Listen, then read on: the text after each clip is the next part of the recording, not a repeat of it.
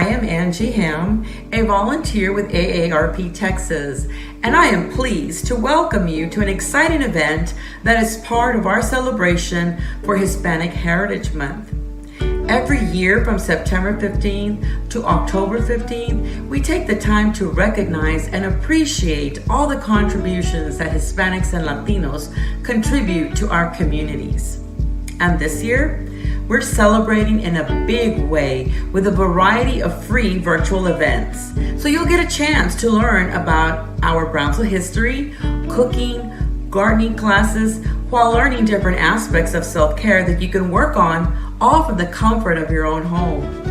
These videos, culinary events, historical readings, and more are among some of our presentations that will bring to life our proud Hispanic culture. I also want to tell you that AARP is here to help you and your families navigate through this pandemic. So we're encouraging you to get the free COVID-19 vaccine so you can protect yourself, your children, your grandchildren. And for many of you, there'll be an opportunity soon to get the booster shot to ensure you stay protected from the deadly coronavirus. We want you to have information that you can trust. Learn more by visiting www.aarp.org/vaccinefacts. Thank you, and let's get on with today's presentation.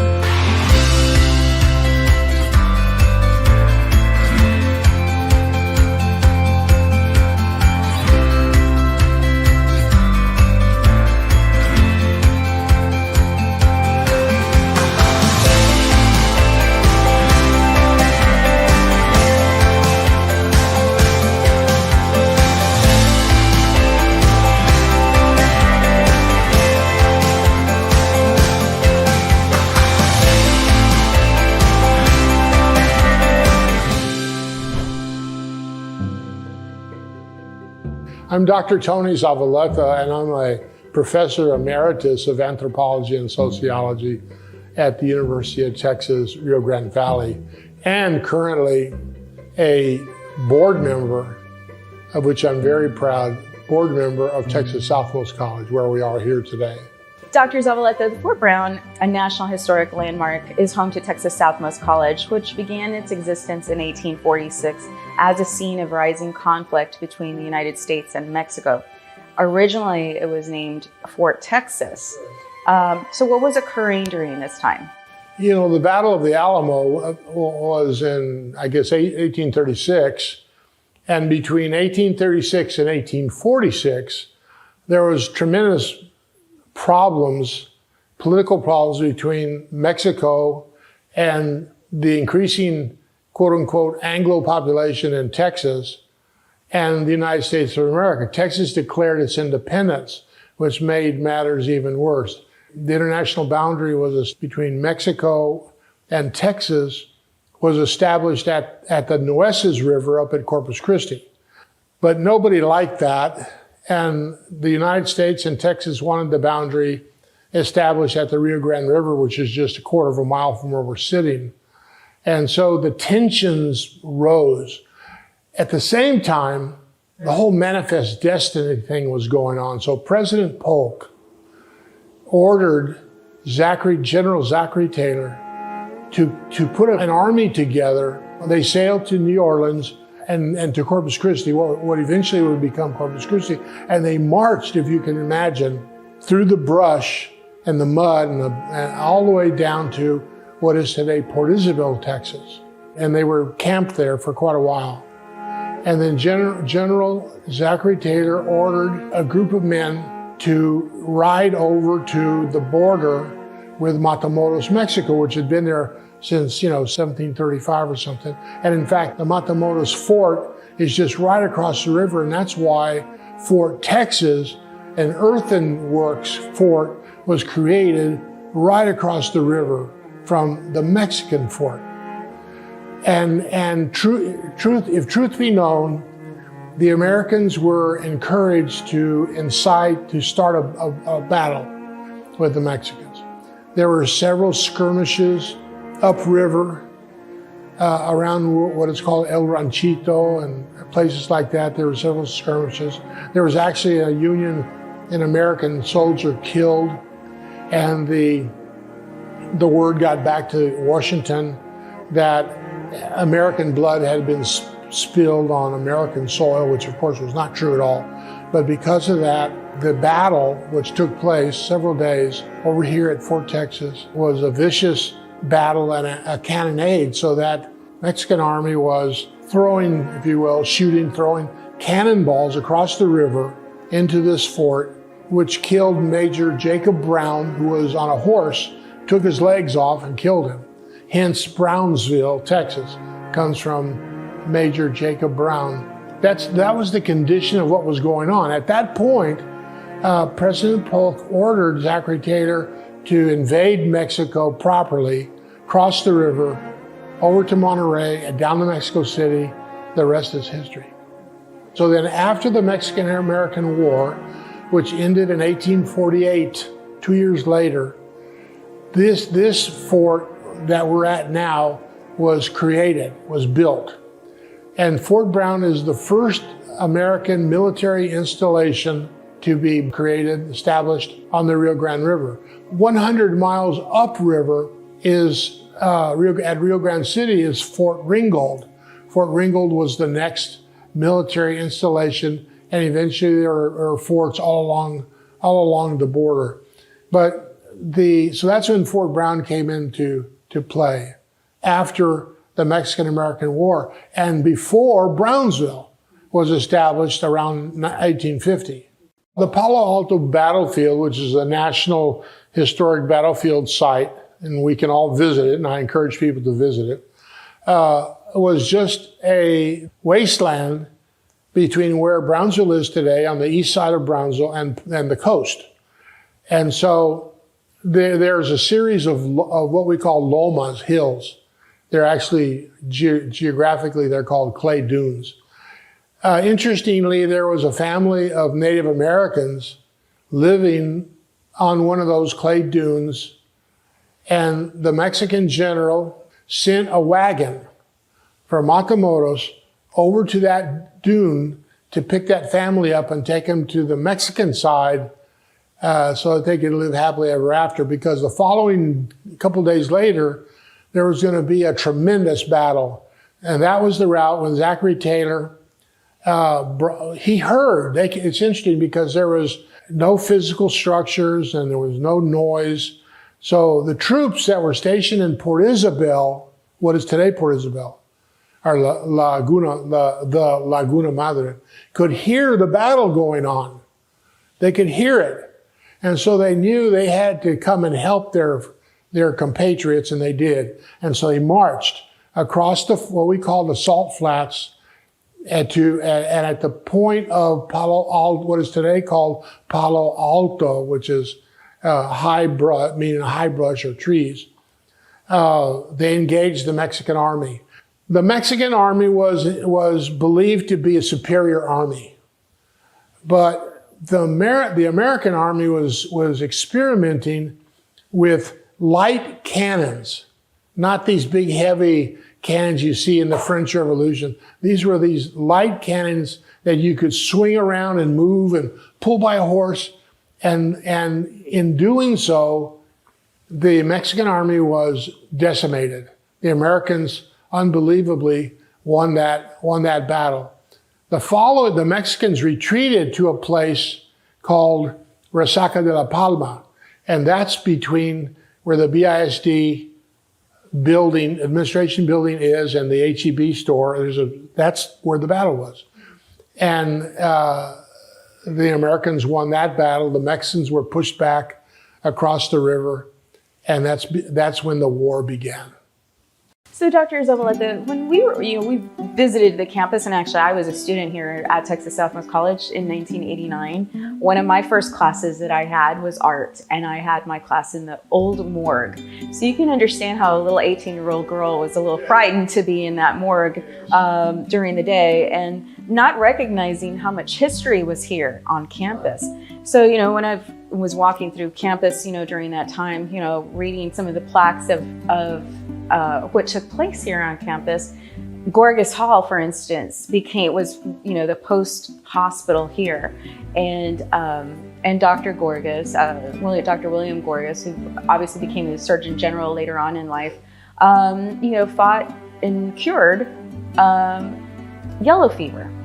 And so, can you tell us a little bit about the Gorgas Hall and then some of the other buildings, notable buildings that are here on campus? The hospital building which we are seated in today at Fort Brown is named the Gorgas Building. And it was named after or for Colonel William Gorgas. At that time, the United States was where the French had failed to build a canal across the Isthmus of Panama from the Atlantic Ocean to the Pacific Ocean. They had failed because of extreme unhealthy conditions and mosquitoes that caused yellow fever and malaria, and literally hundreds of workers died. They couldn't get it done. Colonel Gorgas, William Gorgas, is credited with finding the cure for yellow fever. He eventually became Surgeon General. The truth be known, while Colonel Gorgas played a big role in trying to solve that problem, the true founder of the cure for yellow fever was a Cuban medical doctor because they had the same problem there. But this hospital building is named for Colonel Gorgas. We're in the Gorgas conference room. There's this building, which is a complex building. There's the morgue. There's the cavalry building. The regiment house, which is a beautiful little building, was located as you came across the Gateway Bridge. There was an old brick building right to the right of it as you're going north.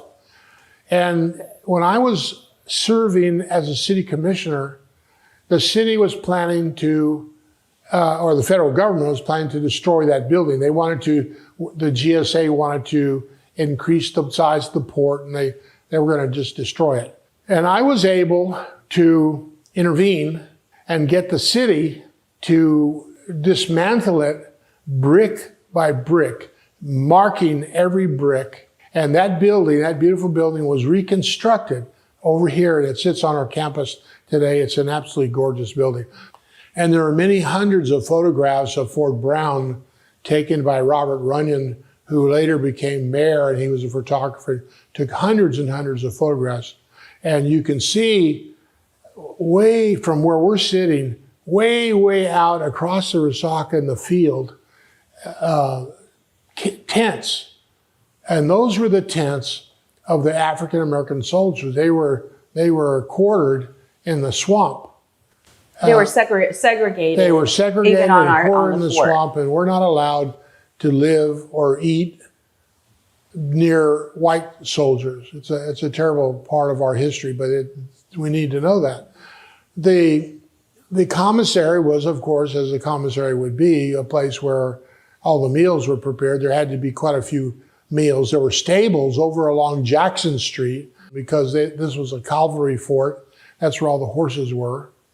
My father recounted to me the story as a boy of standing in front of his house on Elizabeth Street and watching the soldiers march out or ride out up to Rio Grande City.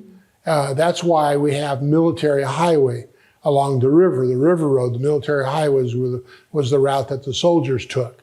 The very first aircraft, a biplane that was ever flown by the military in an operation against the bandit wars, so-called bandit wars, took off and landed from the front lawn over here in front of the college. And that's serious history, you know. That was the U.S. Army. There was no Air Force. U.S. Army's first airplane. When Fort Brown was decommissioned after World War II, the land was deeded, if that's the proper term, to the city. So it became the city of Brownsville land. But then Texas Southmost College was established in 1926. So when the founders of Texas Southmost College were developing it and they were politicians, well-known politicians. They were negotiating with the city. I don't know if the Texas Southmost of this land, Fort Brown, was given to the college. I don't think it was sold to the college. It was most likely given to the college for the purpose of establishing junior college, because in the early years, Texas Southmost College was at the old Brownsville High School building on Palm Boulevard. So if you've just joined us, we're here with Dr. Zavaleta, and we're talking about Hispanic Heritage Month and the Fort Brown. So I have one last question for you, Dr. Zavaleta. You are a notable author. Thank you. And professor here at the university. 45 years. 45 years. 45 and you retired, years. I think it was in 2016 is when you retired. Yes. What does Hispanic Heritage Month mean to you? When we talk about Hispanic Heritage Month and we're only given 1 month, what does that mean to you? It means a lot to me, because not only do I have a Hispanic heritage, Hispanic background that I'm very proud of, and I've written about that, but it's important in this country, since our country is a mixture of many different races and ethnic groups, the Hispanic population being one of the largest, soon to be the largest, so-called minority group, with a rich culture and tradition. It's important for us to, I think, honor it and remember it, because in this day and age, so few children they don't have to be Hispanic to understand its importance, but so few children are aware of it and celebrate it. And I believe we should take every opportunity to remember aspects of Hispanic heritage, such as the celebration of the Day of the Dead, Dia de los Muertos. That's an important one. Children all over the country celebrate that, not really knowing or understanding what it is, and that's sad.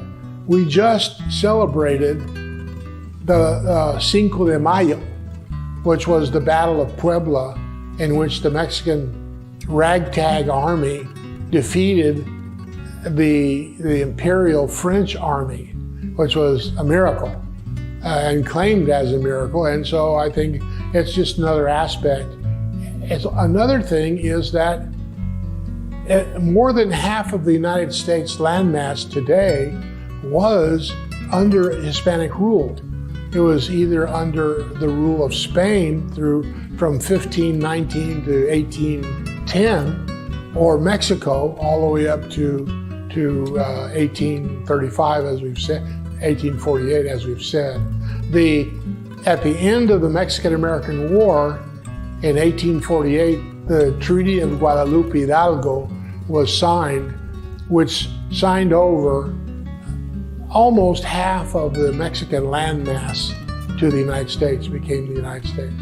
So I think for many, many different reasons, Hispanic Heritage Month, which should be Hispanic Heritage all the time, should be honored and remembered, and those traditions are important. They're important to me. My family is one of the 13 original families that settled this area.